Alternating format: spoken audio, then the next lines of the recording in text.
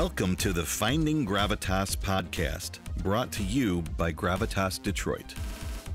Looking to become a more authentic leader? Finding Gravitas is the podcast for you. Gravitas is the ultimate leadership quality that draws people in. It's an irresistible force encompassing all the traits of authentic leadership. Join your podcast host, Jan Griffiths, that passionate, rebellious farmer's daughter from Wales, entrepreneur, leadership coach, keynote speaker, one of the top 100 leading women in the automotive industry, as she interviews some of the finest leadership minds in the quest for gravitas.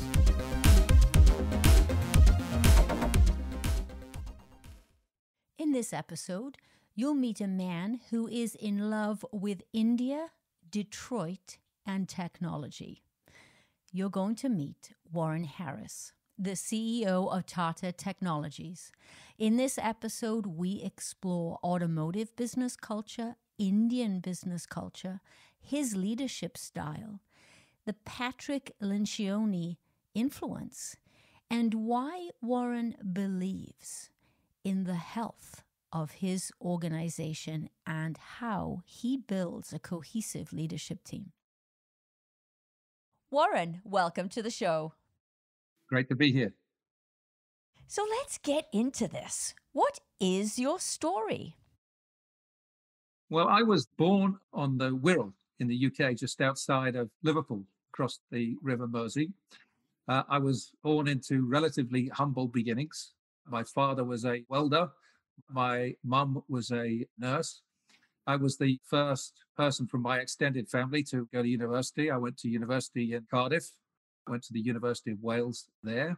I did a mechanical engineering degree and then got a job in London with Babcock International, that was a power station company. Did my IMechE training, Institute of Mechanical Engineering training, became a chartered engineer, went off and got married, and came back and found out that Babcock International was the victim of one of those leveraged buyouts in the 80s. There were management consultants that were running everywhere. And the opportunities that had prompted me to join Babcock all of a sudden evaporated. And so I left and I joined a design services bureau on the outskirts of London. I remember going into the facility that they had, which was an old stately home, and there was a Formula One vehicle in the foyer. And I remember interviewing for the job and resigning myself to whatever they offered me. I was going to take it. It was such a great facility and a great environment. Got the job. I joined as an applications and an interface engineer. And I didn't know that this company had one customer. They were supporting Volvo cars. Volvo was in the midst of the Volvo 850 project. There were a bunch of British engineers that were working in Gothenburg. Sweden changed its tax laws. All of the British engineers fled overnight. And so a Swedish businessman put together a company that provided the opportunity for these British engineers to complete the Volvo 850. And it was that company that I joined. At the time, Volvo were fairly progressive in terms of their use of computer-aided design. And my job was to write software to interface CAD systems with NC machines and digitizers. And so I did that for about 6 to 9 months. What we were doing came to the attention of IBM, and IBM invited us to get involved in some of their CAD/CAM benchmark activities in different parts of the world. And so I had the opportunity to travel. And one of the opportunities that they afforded us gave me the chance to come to Detroit. And so I came to Detroit in December 1988 on one of those Pan Am flights that stopped in Montreal, and got assigned to the old Jeep and truck facility on Plymouth Road. And my job for 30 days was to make CATIA, which was the system that IBM was supporting. My job was to make CATIA look like the old Ford PDGS system, because a lot of the people inside of the Jeep and truck facility were using that system. So I did that for 30 days. We were successful in winning the benchmark, and 30 days became 3 months and then 6 months. And I've had a relationship with Detroit now for more than 30 years.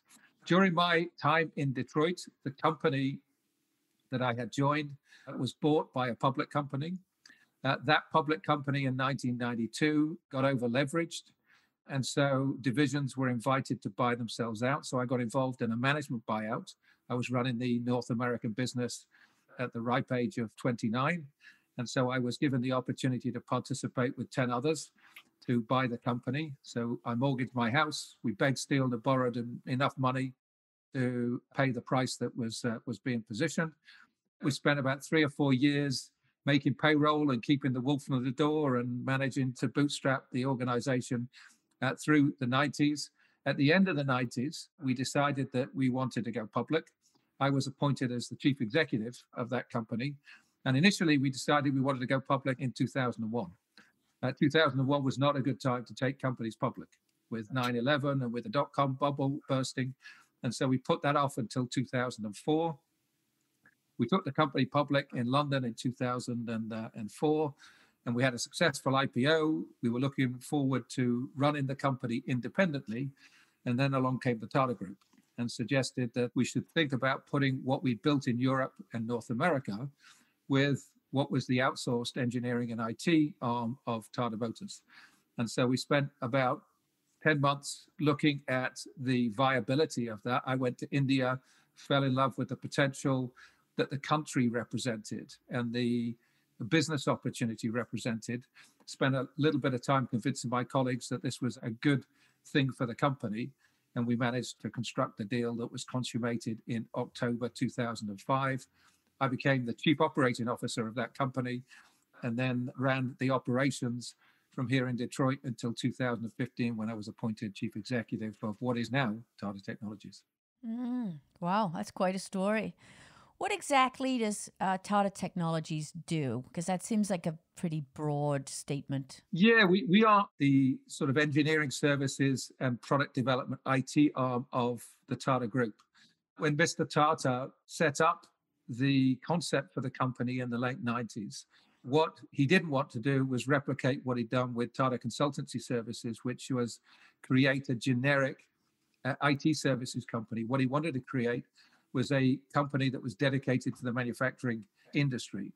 And he built a proposition that was predicated upon two components. One is real engineering work. So we do real product development work for automotive, aerospace, and industrial heavy machinery companies. And that includes the provision of people all the way through the complete turnkey outsourcing of complete vehicles and complete products. The flip side of the proposition is that we also help those same manufacturing companies select and deploy the IT tools on which new products are built. So we do a lot of work in and around digital systems, ERP systems, PLM systems. Now, the company today is almost 9,000 people, 16 different geographic locations, 27 different nationalities. And although we're very proud of our position inside of the Tata Group and the nexus that we have in India, the company is very much a global company. I'm based here in Detroit. We have a diverse leadership team, and we have a principle whereby over 75% of the people that we have in different countries are made up of individual citizens of those countries. Oh, that's fascinating. You know, when we first spoke, we talked a little bit about working for an Indian-owned company. And at first, I can't imagine, I'm not sure what my expectation would be. I think my expectation would be that it would be a little bit like the old British automotive culture. And I talked to Andy Palmer, the former CEO of Aston Martin, about this, you know, that more aggressive command and control culture. So my first reaction would be that that's what I would think without having any facts or data around me. It's just a feeling that I would have, right? And then you and I had that discussion, and nothing could be further from the truth. I was actually dead wrong, right? I was not surprised by your impressions of India and Indian business houses, because in many respects, when I went to India for the first time in 2005, I had the same view. I went there originally as part of the team that investigated the opportunity that Mr. Tata had put in front of us. And I was predisposed to push him back. I felt as a public company, we had a fiduciary responsibility to look at the opportunity in the context of the company and the shareholders. But I was very much looking forward to continuing to run the company independently. But when I went to India, I was really taken, first and foremost, by the people, the work ethic, the commitment to making a difference, the commitment to community and teaming was something that I'd never seen in any other part of the world. And when you combine that with the culture that sits inside of the Tata Group, it represents a very, very special place. The Tata Group is over 150 years old. It's 2/3 owned by a charitable trust. There are over 100 companies inside of the group. Each one of the companies and each of the employees not only has a responsibility to building shareholder value, it has a responsibility to giving back to the communities in which we live and work. That sort of stakeholder commitment that is pervasively a part of India is what has informed, I think, the success of the group. And it's what commanded my respect and is what has committed me to invest the best part of my career in being a part of it. And although there are certain comparisons that one can draw between Indian business and what used to be British business in the 70s and the 80s, you refer to hierarchy, and there is an element of that. The way in which India is changing, the way in which Indian business community is changing, gives me tremendous confidence that not only will India continue to be relevant today, it will have an increasingly influential role on business and the economic world in the years to come. Yeah, well, I was thrilled to hear your experience of an Indian-owned entity and the culture and the investment in the community. And then just recently, I saw your post on LinkedIn, and that has actually manifested itself with the new headquarters in Detroit, right? Do you want to talk to us a little bit about that? It was a really great milestone when we were able to take our North American headquarters back to the city of Detroit. I referenced before that my journey in this state started in Detroit in 1988. And so to take the business back to where it all started was a great privilege for me and something that was very personal to me. We looked at our options about 3 years ago, and we are very much part of the evolving mobility industry. And we saw what was going on down in Detroit. We saw the ecosystem that was building in and around the startup community and the venture capital community. And we saw what Ford were doing. We saw what other organizations were doing, and we wanted to be part of that. But we also wanted to be part of the regeneration of the city. We've been invested in various philanthropic activities in and around Detroit for more than 20 years. And so to demonstrate our renewed commitment for those programs and for what's going on in the city was also a part of the rationale that informed the decision. And we've been absolutely delighted with the experience that we've had so far. Unfortunately, because of COVID, we've not spent a lot of time in our headquarters on Cass Avenue. But for the first year, all of our employees enjoyed the environment. We were able to reach out and make connections in the city with partners and with groups that have really enriched the business experience, but also the community experience that we've had as an organization. So it's been a great journey. Yeah, and as you say, you're right in the middle of all that startup activity, and it's the same building as the new WeWork It is, site. yeah. It's an Alfred Kahn building, and it used to be an old Cadillac dealership, and we've got the penthouse. WeWorks have got the first 5 floors. Yeah, I love that. And I like this idea, you talk about the mobility ecosystem, and a lot of the startup businesses and new technology are going to come through either Planet M and the WeWork kind of structure. And I love this idea that I heard Tony Hsieh, the CEO of Zappos, talk about, which is this idea of casual collision, where you put yourself in the space. And it's about those conversations that you have when you're sitting next to somebody in a co-working space or at the coffee machine. A little bit more difficult now in COVID, but that might spark something. It might not be an obvious connection, but when we talk about innovation, and I would think that that's very near and dear to your heart, being in a technology business, that you don't know where these ideas are going to come from, and putting yourself in the space, there's a tremendous value to that. So since I've already now taken us down a path of innovation, let's talk a little bit about innovation. What does innovation mean to you, and how do you get it? How do you make it happen in your business? The best definition I've come across for innovation is fresh ideas that have true economic value. And I think innovation comes from diversity. It comes through and from an environment that encourages different perspectives to be applied to a challenge or a problem statement. We have, as part of our core values, three things which encourage innovation. We have a commitment to teaming with our customers. We have a one team commitment to working with customers. And through interactions with customers and really developing insights as to the challenges and the issues that they have, that facilitates a commitment to innovation. We have a commitment to a global mindset. I referenced before that we're a global company. We encourage diversity inside of the organization, diversity in thinking, diversity in cultures, diversity in terms of capability. And when you bring diverse backgrounds, diverse experience into an environment that encourages, again, looking at things in a different way, good things happen. We also have a commitment to what we refer to as a can-do attitude. And again, so we're constantly challenging the status quo. And one of the things that we enjoy is not only diversity in terms of culture and experience, but also diversity in terms of age. We recruit over 1,500 people every year. And most of those people come from universities and colleges. And that affords us an opportunity to look at things in a way that encourages the leveraging of digital tools. The approach is not constrained by conventional thinking. When we look at innovation, we look at it very much holistically, and we look at it first and foremost from the perspective of culture.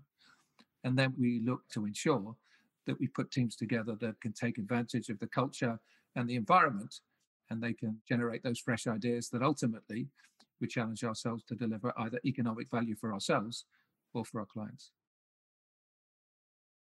When you talk about encouraging diversity and diverse perspectives, and diversity in the broadest sense, as you've talked about, it's important to have a safe environment for people to feel that they can indeed bring that perspective and bring their voice forward. In traditional automotive, we see in a more command and control type leadership model, people don't feel safe. They fear judgment. They fear that they might have their head taken off if they fail. We don't have a very good tolerance for failure, but yet we all know that you have to, in order to get true innovation, you're going to fail. You're going to try and fail and try and fail and try again. So the environment that you have people operating in, they have to feel safe. Whether you're a kid out of college, you have to feel like you can say what you think and not be judged or be told that you're just a kid and you don't know what you're talking about, all the way up to the person who's perhaps, just months away from retirement and just wants to make it, right? Everybody has a different need of safety along their life journey. And as a CEO, you have to put that environment in place and that leadership model in place to make that happen. That is much easier said than done, particularly in Detroit, in the heart of automotive. So how do you do that? Can you talk to us a little bit about your style and approach around a safe work environment? It's a great question, and it's something I've really grown to understand the importance of as I've matured and taken on more experience. As part of my rite of passage within the group, I was fortunate enough to go to Harvard Business School in 2011. And I did the advanced management program, 175 execs from different parts of the world, 4 months, case studies every day. And when I went there, I expected to develop a lot more functional experience in specific areas, how to do finance better, how to do operations better, how to make good technology decisions. And yet I learned some of those things, but the majority of the things that we focused on were the human factors issues, the importance of culture, the importance of creating the right environment, the importance of attracting and finding a way of retaining the best and the brightest, and the multiplier that affects in terms of performance of an organization. And so one of the things that we've done in the recent past is we've made a commitment to what we refer to as organizational health. And organizational health really comes out of the teachings of Patrick Lencioni and the Table Group. And I've been devouring everything that Pat has published since the early 90s. But organizational health as advocated by Pat, includes four things. It includes a commitment to a cohesive leadership team. It drives clarity around six basic questions. Why do we exist? How do we behave? What is it that we do? What constitutes success? What's important right now? And who does what? And then it requires a commitment to over communicating that clarity and then institutionalizing that clarity in terms of how you hire people, how you drive performance, how you celebrate success. And if I go back to the first component, which is probably the most important, this is this idea of having a cohesive leadership team. And the importance of that, again, cannot be overstated, because if there's clarity in terms of what the leadership stands for, if there's clarity in terms of what they stand for, in terms of what the organization's trying to do from a strategy perspective, but just as importantly, how and why they're doing it, that then provides and signals the safety that you refer to, that an organization and an individual looks to embrace if they're going to perform at the highest level. And the cohesiveness of leadership team is really predicated upon vulnerability-based trust. Do you have a leadership team that is in a position to be able to hold up their hand and say, I really don't understand this. I'm not very good at this. I need help in this particular area. Can you clarify what this particular thing means to me? And so we as a leadership team have spent a lot of time with outside facilitators and amongst ourselves, really challenging ourselves to embrace vulnerability-based trust. And the way in which I look to check whether or not we're making progress is somewhat counterintuitively, is our willingness to engage in conflict. Are we willing to get involved in really passionate, unfiltered debate around the issues that matter? And are we weighing in on the things that are important? Increasingly look to mine for conflict inside of the organization to ensure that that happens. Because my experience is, if people weigh in, then typically they buy in. Because obviously, not everybody's going to agree with every decision. But one of the things that I challenge my team to do is either agree and commit or disagree and commit on decisions that we make as an organization. And typically, I find if there's been debate, if there's been an opportunity to have that passion exposed in terms of the key issues, then regardless of the decision, people will weigh in. If you get people to weigh in, then you get people to own the decision, you get ownership, that drives accountability, accountability drives results. So long-winded answer to the question, but that's how we look to create that safe environment, that environment in which we can encourage people to be the best that they can be. I think that's a great explanation, and I agree with you. I support the work of Pat Lencioni. He's one of my favorites, and everything that comes out of the table group, I enjoy. It resonates with me fully. Thinking about the C-suite, your leadership team, and my experience has been that occasionally you'll see this kind of behavior where the boss has his favorites, whether he means to or not. There's just people that he are in his or her inner circle that he's just closer to, right? And then for the other people, they don't want to offend that inner circle because they know somehow that's going to come back around to hurt them. So, it's a gamesmanship. It's the games we play inside the C-suite, but they do play out, right? Whether we don't like to talk about them too much, but yes, they play out. So you talk about a cohesive team. When you see those games being played out, and I'm sure every once in a while, people, we're all human. Somebody will slip back to an old way of doing things or a way they did things in another company. How do you correct or corral that behavior? Because it's so easy to just let it go, right? And to just let it play out. And because you're focused about the numbers and the customers and the business. But how do you grab a hold of those behavioral issues at a C-suite level and stop that kind of behavior? Yeah, it's a great question. And I don't think there's an exact science to how you grapple with these types of issues. But I think there's a couple of things that we've done that I think perhaps has certainly been helpful for us and perhaps is helpful for others. I think first and foremost, the role of the leader is to go first. When it comes to doing the mea culpas and to acknowledging when parochial interests or particular biases or particular conditioning has constrained the ability to look at an issue objectively. So being open and transparent when decisions or things have happened that have not ultimately proven to be the best approach that the company or one could have taken to a particular issue. So the willingness, again, to be vulnerable and to share that. And then the other thing that we encourage as part of this commitment to conflict is peer-to-peer accountability.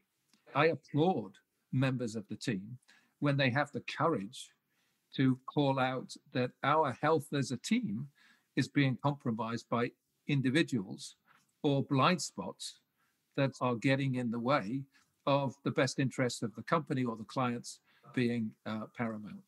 And again, it's not an exact science. We very often get it wrong. When new people come in, there is a tendency for us to have to kind of reestablish a new norm. Yeah, you have to reprogram them, I bet. And there's always a dynamic that plays out as far as that is concerned. What I always do, I bring in representatives from Pat's organization. We immerse people as part of the induction in the principles of organizational health. We make sure that we over communicate our commitment to organizational health for new members of the team. And we don't always get it right, but I think certainly we are trending towards progress. And in many respects, I'm pleased with that. Well, it appears that you support a lot of the principles of authentic leadership, but I'm pretty sure that you weren't always this way. So how did your leadership style evolve over time? I think my leadership style has evolved through watching others and through experience of what's worked and what's not worked. I've had the opportunity to work all over the world. I've had experience in India and China and Japan, the UK, mainland Europe, and certainly in different parts of the US. I've worked and had the privilege of working for and alongside individuals that I regard as being extremely talented. I've had role models like Mr. Tata that I've been able to look up to. I've studied at first hand how he has managed and led an organization of 650,000 people. And that has provided some great lessons. I think the things that I've kind of concluded through the experiences that I've had and through the testing of what's worked and what's not worked is that when it comes to leadership, from my perspective, and this is my humble view, there are two types of leader. There are individuals that aspire towards a particular position and perceive leadership as a prize, something to be worked for and something to be grasped. And typically when those individuals succeed, they're looking for that prize. They're looking for the return on that success. They've worked hard to achieve it. They expect a return. And so there's always a kind of a battle that goes on between the best interests of the company and the best interests of that individual. I regard, and certainly Tata Group has taught me so much about this, that leadership is a responsibility. It's a service. And it's an obligation that one has to the company and to the individuals that are a part of it. And I think when you look at leadership in that particular way, one, it's very humbling. And two, it interjects a balance to decision making, which I think is healthy. And again, we all have egos, and so I don't always get it right, and I don't always manage to subordinate my own interests to that of the company. I think where I have been able to do it, I've been able to position the support of others in a way that's enabled me to be successful, and by association, the company to be successful. The older I get, the more experience that I get, the more true that is proven to be. Do you think that there's a shift taking place? We talk a lot about the transformation of work. I see that companies are starting to understand the value of culture much more than ever before, and that there is a shift to more of a servant leadership type model than perhaps command and control. Do you see that, or what are your thoughts on that? I certainly see that the teachings of Pat Lencioni, but also, Jim Collins was relatively clear about his views of what effective leadership was, and it was much more akin to this introverted, humility-driven, service-led characteristics. If you go back to the 80s, in search of excellence, I think there was the positioning that was a trait in many of the successful companies then. So I think that the importance of culture, the importance of service-based leadership, I think is becoming more and more acknowledged. But I also think that there are examples over history and over time of the fact that although we're acknowledging it now, the traits have always been there, and they've typically been more successful than the command and control leadership, perhaps has been given more public exposure in terms of how businesses and governments and institutions are profiled. And I also think that leadership as well is also driven by circumstance. I always refer to wartime leadership and peacetime leadership. And in wartime leadership, you don't have the ability to be able to build consensus and focus on culture. Typically, there's a burning platform that one has to address and grapple with. And so in that type of situation, the command and control leadership is much more relevant. I think flexibility and a willingness to be agile and to adapt to different circumstances is perhaps more important than either leadership style. Yeah, I agree with you. I think you've got to pull out command and control out of your toolbox when the situation requires it. But it's when it's the preferred style that it's the problem. And we see many CEOs today that have grown up with the command and control model, and it has assured their success. So people coming up behind them see that behavior and model that behavior because they see that results in success and progression. On the other side of the spectrum, you're not going to get any Gen Z people to work for you if you have a command and control model. It's not happening. Forget millennials. Millennials are already flooding the workplace. We're already up to close to what I think the number is 70%. But Gen Z's a whole new breed again, and they will not tolerate that. You are not going to put them in a cube, and you are not going to expect them to dedicate their entire lives to work the way that I would guess you and I had to in the early part of our careers.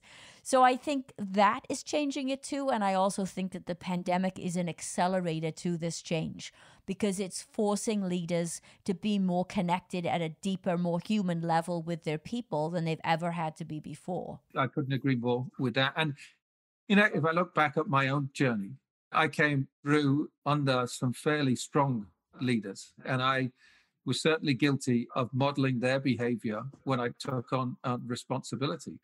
That balance between advocacy and inquiry was very much positioned towards advocacy.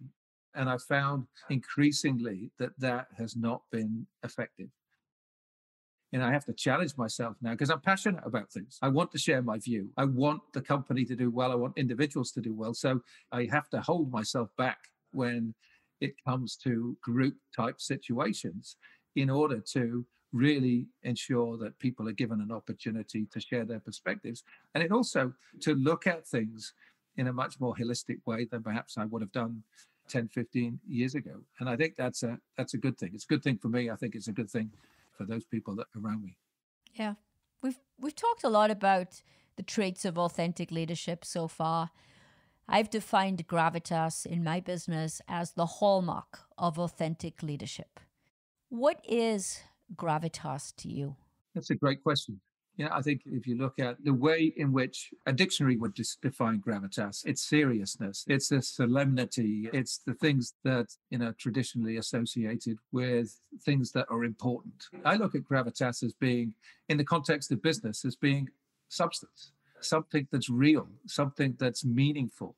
I advocate inside of the organization for strategy being the driving force of our organization, and the fact that compelling purpose is the basis on which we build the culture and we build the plan for the organization. To my mind, that's a commitment to gravitas. That's a commitment to the substance. That's a commitment to meaning that hopefully will resonate with all of our stakeholders.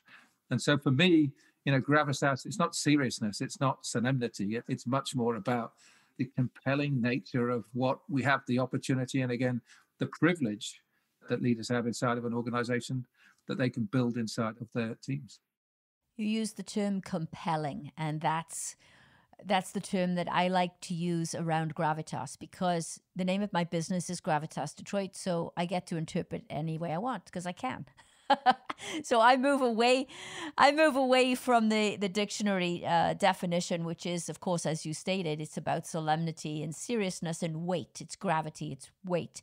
But to me, it is that compelling feeling that you get when you're around a person who is a leader, that sometimes you just don't even know what they're doing or what they're selling or buying or who they are. You just want to be around them, right? You just want to be on their team because you feel safe with them. There's trust. They've got your back. They will help you achieve your potential and maybe even more. I mean, it's a feeling. To me, I've used it to define the hallmark of authentic leadership. And it exists. I mean, it's out there. You are one very clear example of somebody who practices authentic leadership and has that feeling when somebody's in your presence, you can sense it. So I've redefined the term gravitas. I'm not sure if Webster's dictionary wants to contact me to so I can explain that to them, but I'm happy to do so. I think mine's better, don't you think so? Okay, let's talk a little bit about personal accountability. I've been running accountability labs. I now have, well, as of January 4th, I'll have 3 of them running. And I find the subject, yeah, it's amazing. I find the subject fascinating as to how people start their day. Because personal accountability, how you talk to yourself in your head, the commitments that you make to yourself. When you say, I'm going to do this, do you give yourself an excuse or do you do it? As human beings, there's all kinds of stuff going on up there in our heads, right? So I'm always interested in how leaders start their day, how they set their day up for success. So what does that look like to you? How do you typically start your day? It's changed since COVID.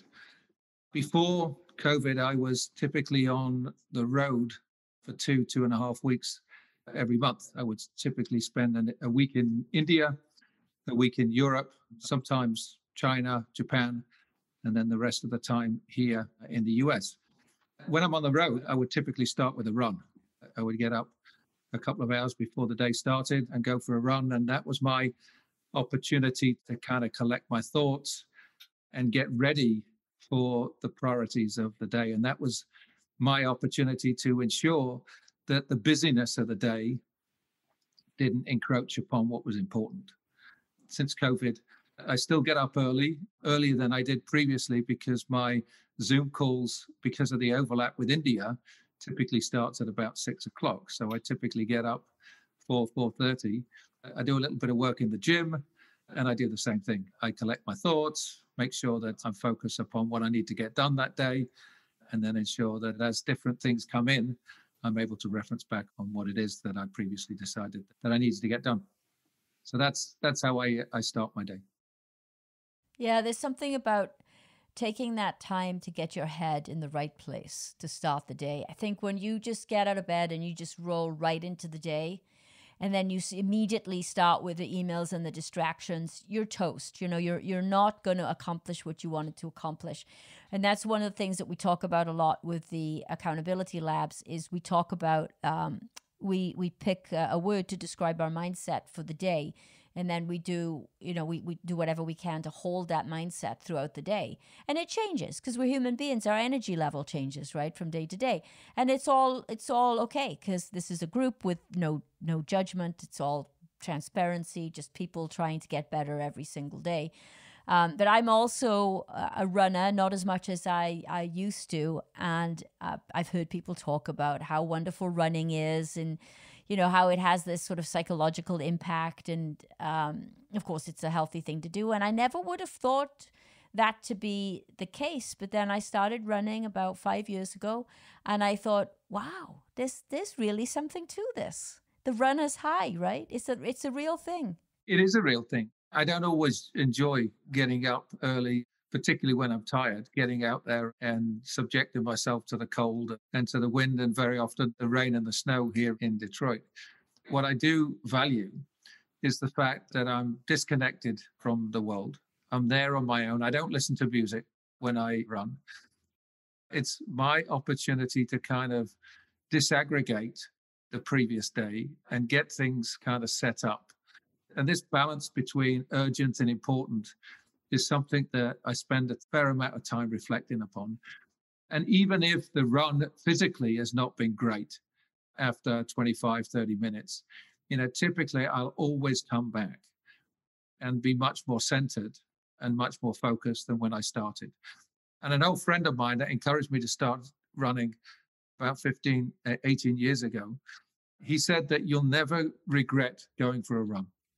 I think, here I am 15, 18 years into it, and I don't always look forward to it. I don't always enjoy getting ready and putting the running shoes on, but I have never come back and thought, I wish I hadn't done that. Yeah, that's a great way to look at it. Great way to look at it. So tell me, what advice would you give to your 25-year-old self today in today's environment? What a great question. What a super question. Wow. If I look back at what I've been involved with and what I've experienced, it has been just an incredible privilege to have done what I've had the opportunity to do. Again, traveled around the world, exposed at a relatively intimate level to different cultures and how different things happen in different parts of the world. I've worked with some really incredible customers that have enabled and realized breakthrough and great products. I was part of an organization that bought itself from a public company, and we were entrepreneurs in terms of how we got that organization up and running. I experienced that journey. I went through the IPO and the taking of the company public and then selling the company. I've bought and sold organizations. It's been an absolute privilege, and I'm extremely grateful for the people and the circumstances that have enabled that. But the one thing I think that I would remind my 25-year-old self of is the importance of being present throughout all of those things. I'm very goal oriented and very much focused upon targets and achievement. And very often, as you're going through the journey, those focus on those goals and those objectives can distract you from the experience itself. And you don't always value the experiences and the interactions and the people and the opportunities that you're given. And so I think if I was to offer up advice and counsel to my 25-year-old, it would be to enjoy the journey and to do all of the things that I've had the opportunity to do, but to ensure that I'm present at all times and I'm able to fully appreciate what it is that life has given me. Yeah, I think that's great advice to 25-year-olds that are perhaps listening to the podcast. And it made me think of an example that I saw play out in my life. Two different families that I know. One took an assignment in Germany and fully embraced it, really enjoyed the culture, learned as much of the language as they possibly could, truly embraced it, right? And found the experience enriching and loved it and came back, more fulfilled, right? And then another family that I knew many years ago, they went to the UK and they came back bitching and moaning and complaining about, life in the UK and how people just park different ways on the street and the food. And I thought, wow, that's interesting, right? Because there's two American families that grew up in the exact same culture, right? Almost the same place. And how one really embraced the experience and got a lot out of it. And the other just would not, as you say, would not be present and embrace the experience. And you that's so important. Again, it goes back to mindset, right? It's putting your head in the right place. It really does. And the importance of practicing positivity. One can certainly look at at an experience and an opportunity with a rose-tinted perspective, or you can look at it from the perspective of a glass being half empty.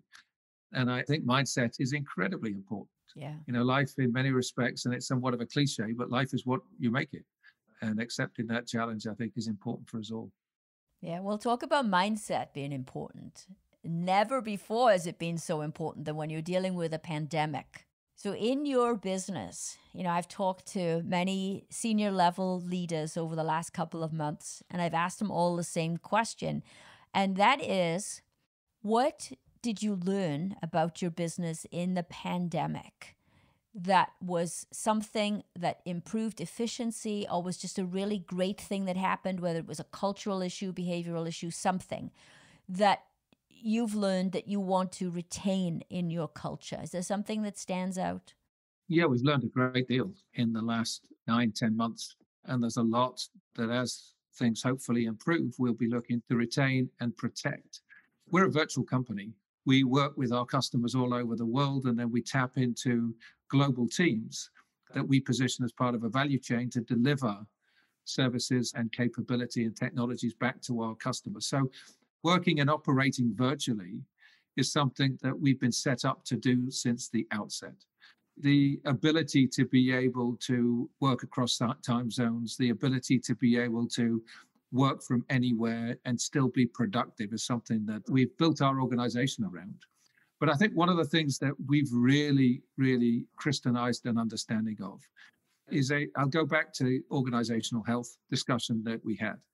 Alignment, I think, inside of any organization is so important.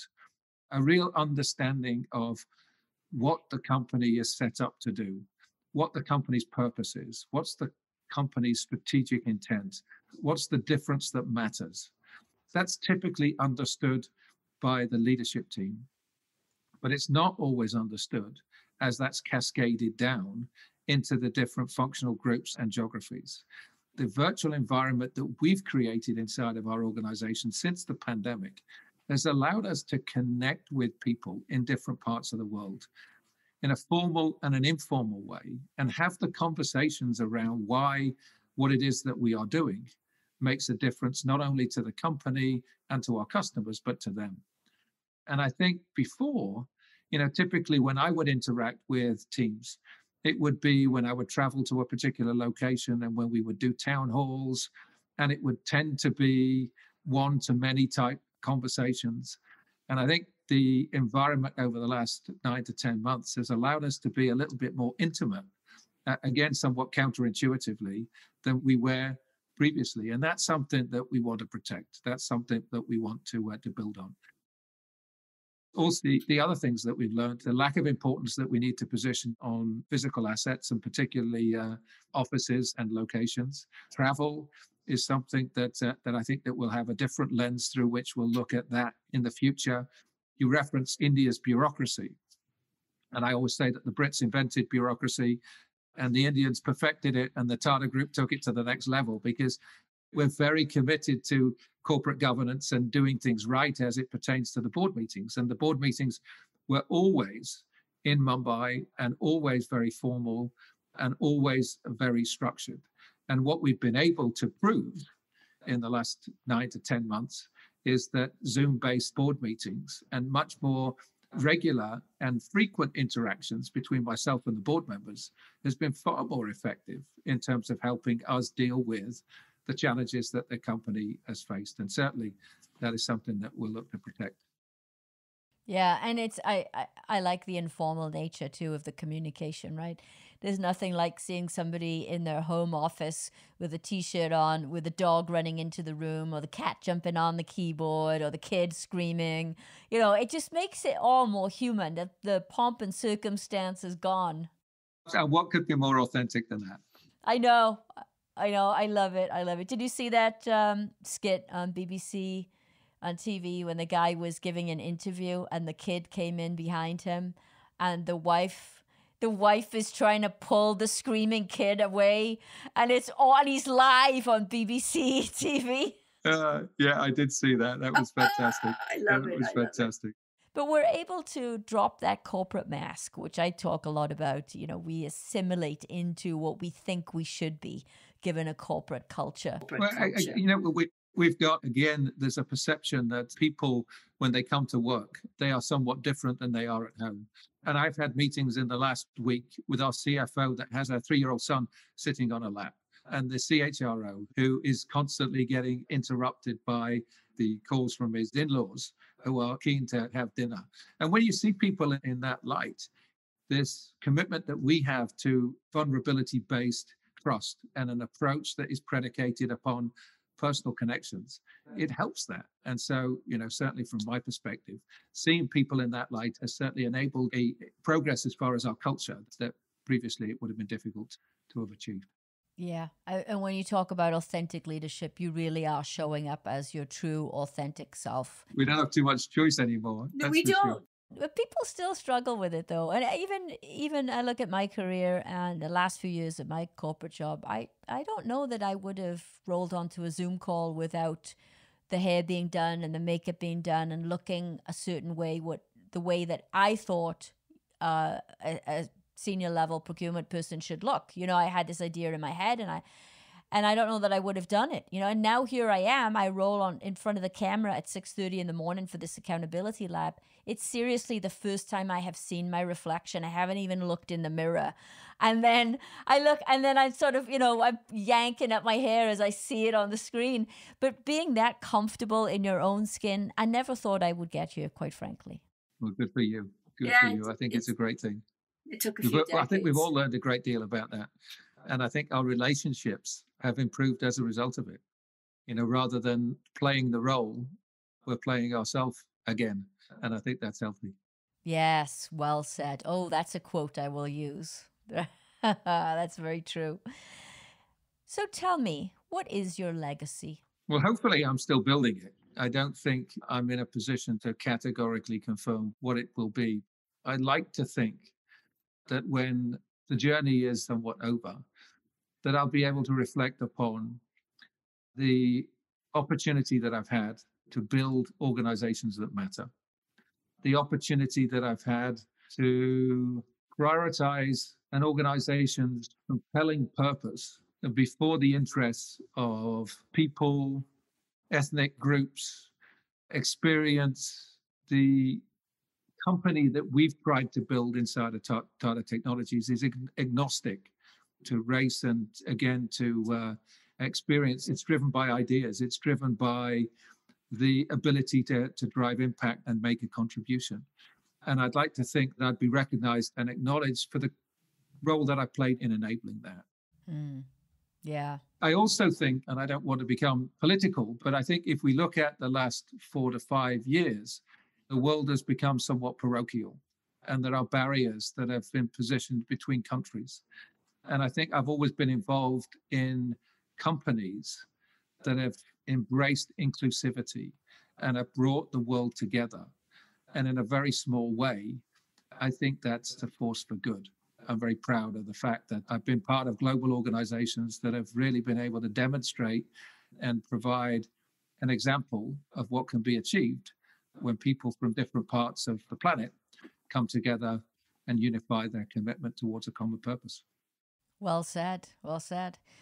Well, thank you very much for your time today and for giving us a peek inside the mind of Warren Harris and your leadership style, and also inside the Indian business culture. It's been fascinating. So thank you.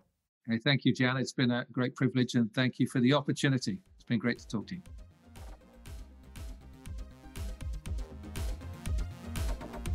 If you enjoyed listening to this podcast and you found something of value that will help you on your quest for your gravitas, then please share with your friends and colleagues and subscribe.